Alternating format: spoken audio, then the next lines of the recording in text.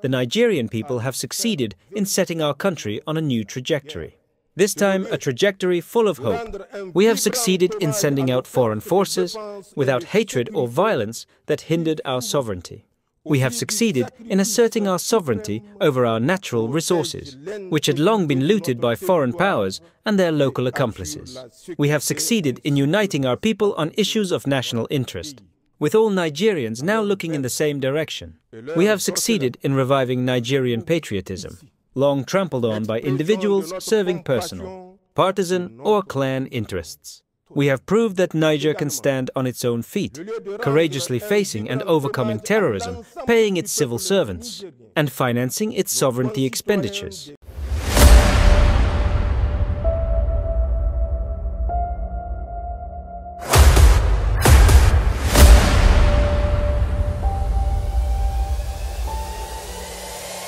This is the journey to One Africa. أعوذ بالله من الشيطان الرجيم بسم الله الرحمن الرحيم Nigerian, Nigerianess, my dear compatriots. Tomorrow, December 18th, 2024, by the grace of Allah, the Merciful and the Compassionate, we will celebrate the 66th anniversary of the Republic of Niger.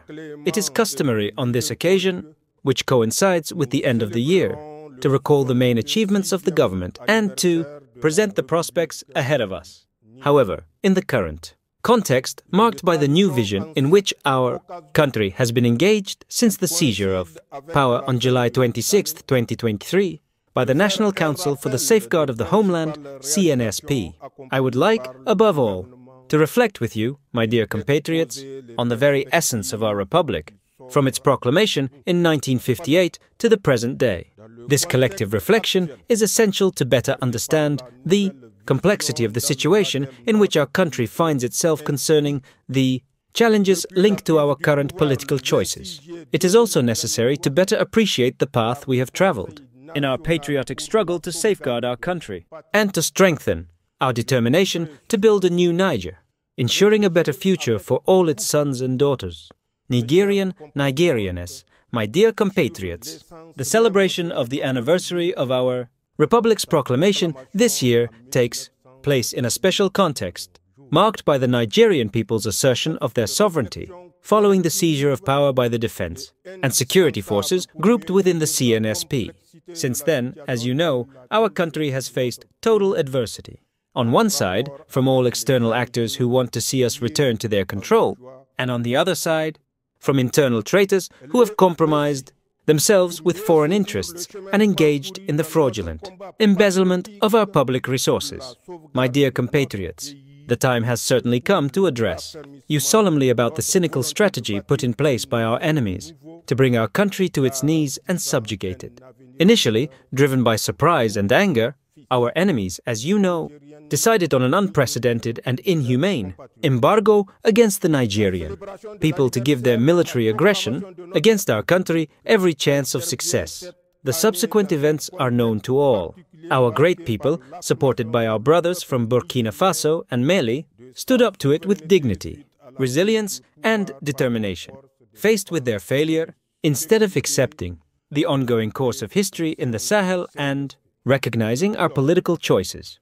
Our enemies, nostalgic for their position of neo-colonial power and determined to defend their interests, have, with the complicity of certain Nigerians and renegade Africans, devised a new approach methodically structured around the following actions. A media campaign organized against Niger, its brotherly countries and their leaders at all levels.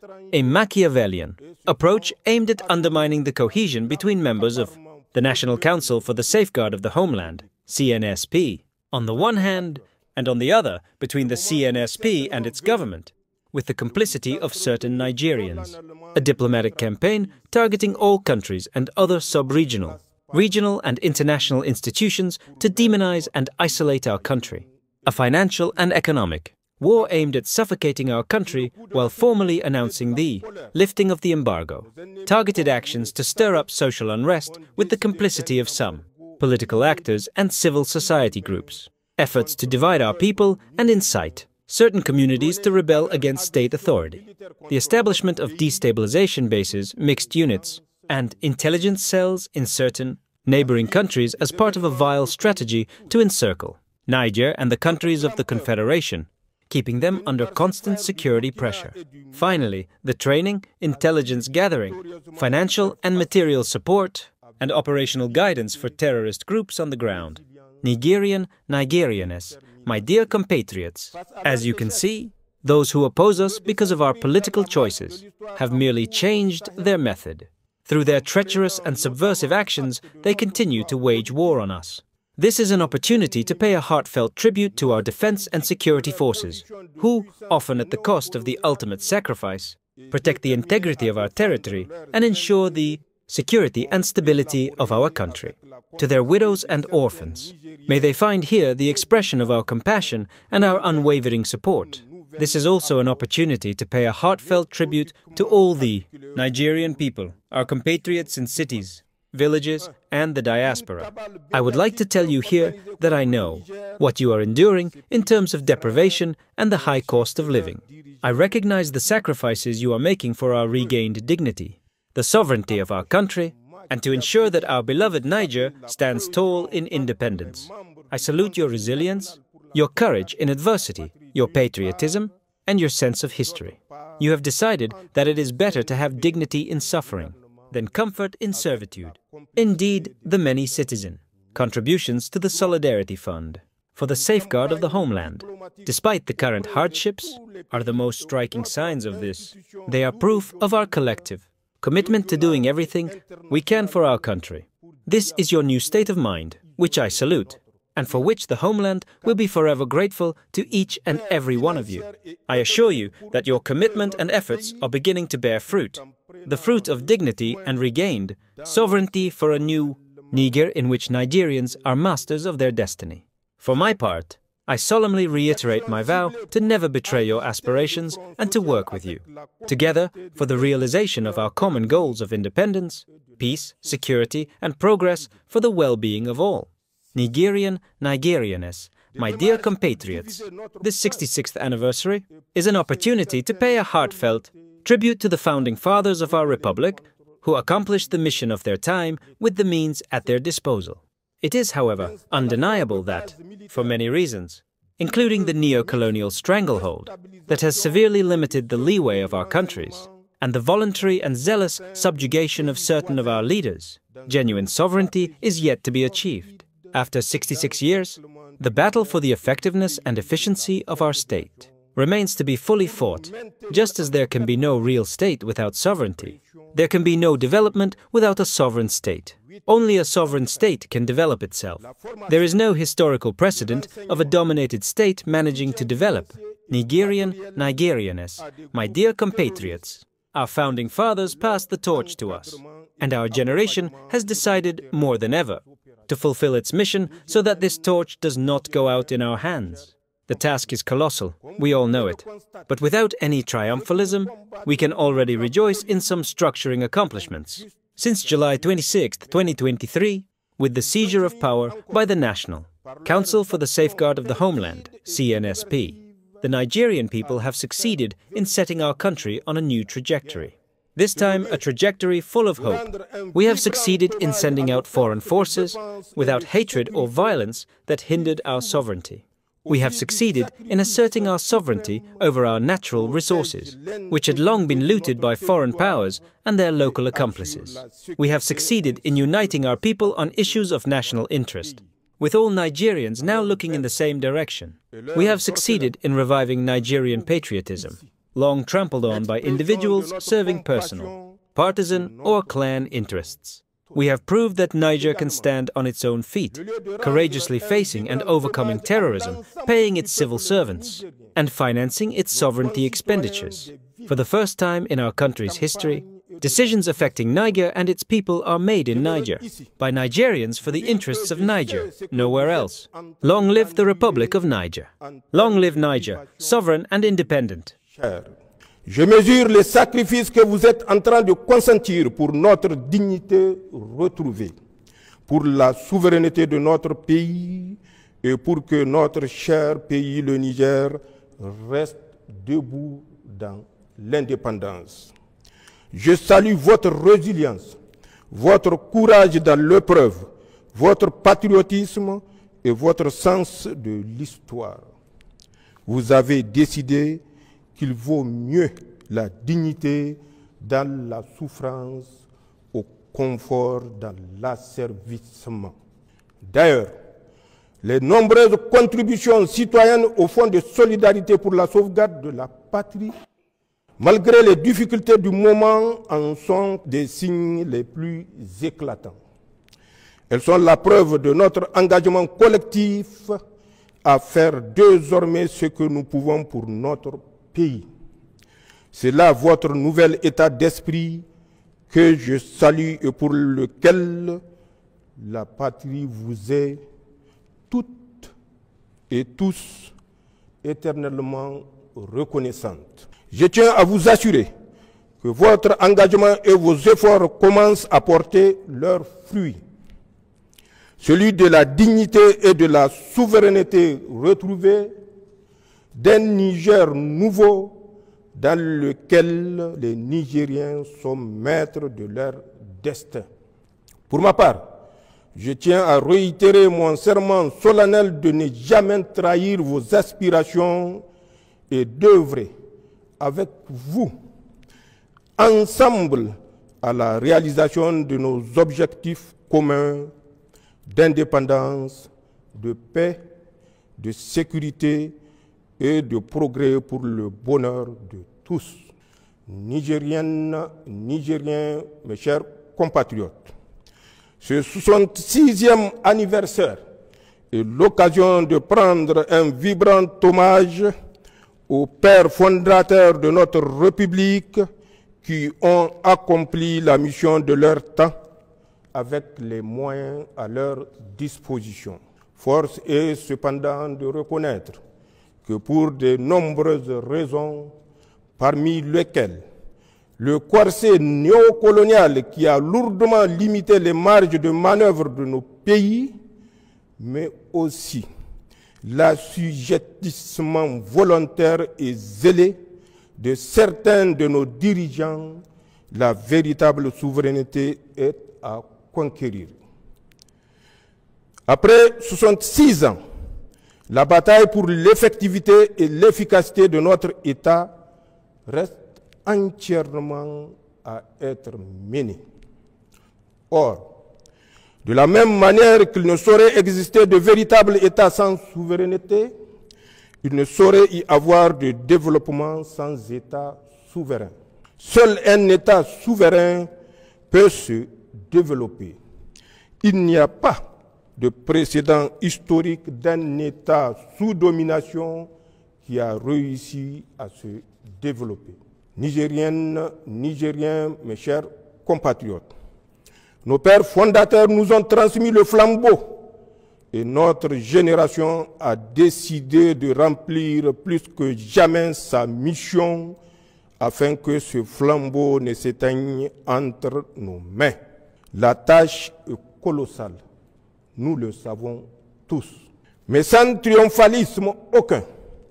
Nous pouvons déjà nous réjouir de certains accomplissements structurants. Ce que le peuple nigérien a réussi depuis le 26 juillet 2023, avec la prise du pouvoir par le Conseil national pour la sauvegarde de la patrie, c'est d'inscrire notre pays dans une nouvelle trajectoire qui, cette fois-ci, est porteuse d'espoir. Ce que nous avons réussi, c'est de renvoyer de notre pays, sans haine ni violence, les forces étrangères qui entravaient notre souveraineté et empêchaient véritablement à nos forces de défense et de sécurité de monter en puissance pour accomplir efficacement leur mission. Ce que nous avons réussi, c'est de dénoncer tous les contrats, textes législatifs, traités et conventions injustes qui ne vont pas dans le sens de l'intérêt du Niger et qui freinent le développement de notre pays. C'est un signal fort pour tous ceux qui ont l'habitude ou ont l'intention de dominer ou de piller le Niger que désormais notre pays défendra ses intérêts sans complaisance. Ce que nous avons réussi, c'est l'affirmation de notre souveraineté sur nos ressources naturelles longtemps spoliées et pillées par des puissances étrangères et leurs valets locaux. Ce que nous avons réussi, c'est l'unité de notre peuple sur des questions d'intérêt national. Désormais, tous les Nigériens regardent dans la même direction, celle qui préserve les intérêts supérieurs de notre pays. Labousanino, Zentieng Assani. Ce que nous avons réussi, c'est de réveiller le patriotisme des Nigériens longtemps foulés aux pieds par des individus au service des intérêts personnels ou partisans et claniques, ou pire, à la solde des organisations mafieuses ou de puissances étrangères. Ce que nous avons réussi, c'est le soutien sincère de la population au gouvernement qui font désormais corps pour garder le pays sur la voie du développement. Ce que nous avons réussi, c'est de prouver que le Niger peut tenir debout, faire face courageusement avec succès au terrorisme, payer ses fonctionnaires, assurer ses dépenses de souveraineté de façon générale, bref, vivre sans la prétendue assistance étrangère souvent utilisée pour menacer ou humilier les Nigériens. Ce que nous avons réussi tous ensemble, c'est que pour la première fois dans l'histoire de notre pays, les décisions qui engagent le Niger et son peuple sont prises au Niger par des Nigériens et dans l'intérêt du Niger et nulle part ailleurs. C'est d'ailleurs ce qui nous a permis, en toute responsabilité et malgré le contexte difficile que nous connaissons, de prendre des mesures sociales à la fois symboliques et fortes que sont, entre autres, la baisse du prix à la pompe des hydrocarbures, la diminution des coûts de certains actes médicaux et chirurgicaux et la baisse des prix du ciment. Nigériennes, Nigériens, mes chers compatriotes, ces réussites sont encourageantes. Il faut cependant les inscrire non seulement dans la durée, mais également dans une vision globale et cohérente pour fonder véritablement un projet politique et social. Pour ce faire, nous avons deux grandes approches au niveau national et international. Au plan international, nous avons créé une alliance avec des pays avec lesquels nous avons la même histoire, la même trajectoire, les mêmes défis, les mêmes peuples et les mêmes aspirations. L'Alliance des États du Sahel qui nous unit au Burkina Faso et au Mali, deux pays frères qui sont résolument à nos côtés. Cette alliance, qui a évolué en confédération AES depuis le sommet historique de Niamey le 6 juillet 2024 et qui a vocation dans un proche futur à se transformer en fédération, Inch'Allah, va nous permettre de sécuriser notre espace commun et nous encourager véritablement sur la voie du développement.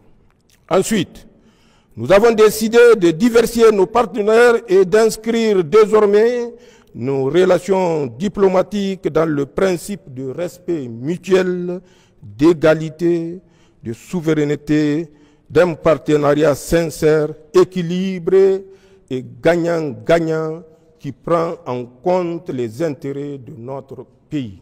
C'est certainement le lieu de remercier, au nom du peuple nigérien, des pays amis et frères qui ont fait preuve de compréhension et d'amitié sincère avec le Niger en ce moment difficile que nous vivons. Sans les citer, ils se reconnaîtront tous et savent qu'ils peuvent aussi compter sur le Niger. Au niveau national, j'ai défini un cadre stratégique de gouvernance pour la transition intitulé « Pour le Niger, Labussanino Zancang Assani » qui se décline en 4 axes. Axe 1, le renforcement de la sécurité et de la cohésion sociale. Axe 2, la promotion de la bonne gouvernance. Axe 3, le développement des bases de production pour la souveraineté économique. Axe 4, enfin, l'accélération des réformes sociales. D'autre part, j'ai élaboré des lettres de mission pour les membres du gouvernement. Chaque département ministériel va rendre compte le moment venu de l'exécution des missions à lui confiées et les conséquences en seront tirées. Cela en toute responsabilité. Il s'agit de notre devoir sacré de redevabilité envers le peuple nigérien. En tout état de cause, à un moment ou à un autre, chacun rendra compte de ses actes devant le peuple, devant l'histoire et devant son Créateur. C'est aussi vrai pour les gouvernants que pour les agents publics, les pères de famille et chaque citoyen. Nigériennes, Nigériens, mes chers compatriotes, pour finir, j'aimerais évoquer 3 sujets d'actualité d'intérêt national, voire international. D'abord, comme vous le savez, notre pays a décidé, avec nos 2 autres pays frères, le Burkina Faso et le Mali, de quitter la CEDEAO. Il s'agit d'une décision irréversible, car longuement et mûrement réfléchie. Elle s'inscrit dans la démarche de reconquête de notre souveraineté pleine et entière, condition indispensable à notre sécurité et à notre développement dans le cadre de l'Alliance des États du Sahel. Aussi, elle a le mérite d'avoir enlevé définitivement aux puissances étrangères et leurs valets africains tout moyen et toute légitimité pour nous faire la guerre à travers la CEDEAO, instrumentalisée et détournée depuis plusieurs années de ses nobles objectifs. J'aimerais par conséquent rassurer tous les Nigériens et au-delà tous nos concitoyens de la Confédération AES que la sortie de la CEDEAO n'entraînera pas le chaos pour nos pays et leurs nationaux. Le Niger et notre confédération continueront à entretenir de bonnes relations de voisinage et de coopération avec tous les pays de notre région ouest africaine, comme c'est le cas d'ailleurs avec les 42 autres pays africains membres de l'Union africaine et les quelques 180 pays membres de l'Organisation des Nations Unies, épris de paix et de justice. En tout état de cause, je tiens à rassurer nos concitoyens de la Confédération que toutes les dispositions seront prises pour parer à toute éventualité. Le deuxième sujet que je souhaite aborder avec vous, chers compatriotes, a trait à la campagne hivernale. En effet, comme vous le savez, cette année, Allah nous a gratifiés d'un hivernage fécond. Les pluies ont été abondantes. Aussi, elles ont certes causé d'importants dégâts matériels et endeuillé nos familles. À cet effet, j'ai une pensée pieuse pour nos disparus et salue les efforts de tous ceux qui nous ont soutenus pour faire face à l'urgence et en particulier le comité national qui a fait la preuve que le Niger est souverainement à même de gérer un tel type de situation. Mais ces pluies nous ont surtout permis d'avoir une récolte et des pâturages abondants. J'invite par conséquent tous les services compétents de l'État et l'ensemble des Nigériens à tirer toutes les leçons de cette campagne hivernale pour que les pluies dans notre Sahel aride ne soient plus synonymes d'inondation, de destruction, de désolation et de mort, car elles sont un grand bienfait d'Allah subhanahu wa ta'ala, comme le traduit si bien l'adage Hausa qui dit « Rua lema taïgara ». D'autre part, je lance un appel pour une gestion rigoureuse et responsable des bienfaits de cette campagne hivernale, en préservant notre pâturage des feux de brousse et en gérant nos récoltes en bon père de famille que nous devons tous être. Enfin, j'invite tous les Nigériens à se départir des messages mensongers, diffamatoires, haineux sur les médias et autres réseaux sociaux. Ils sont contraires à nos valeurs traditionnelles et religieuses. Ils participent à nous distraire pour nous éloigner du vrai débat public sur nos intérêts vitaux et stratégiques à un moment où nous sommes véritablement en guerre.